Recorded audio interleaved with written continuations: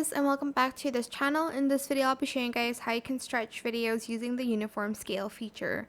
So select your video and add it to your timeline like so, and once you are done with that, you're going to select your video and you're going to see that in basic there's a uniform scale feature. You're going to disable it, and here you can stretch the height of your video like that, or you can like make it really compressed like that as well. To make it its original height, just double click on it or type in 100%. Same with the width as well. You can stretch it this way or that way.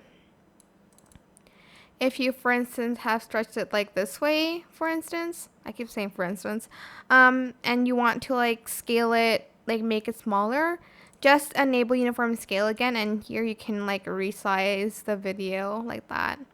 And that is it. I hope this tutorial was helpful for you guys. Don't forget to like, comment, share. Also subscribe to this channel if you haven't done that already. If you have any more questions about this video, just leave it in the comment section down below. I will try my best to answer them all for you guys.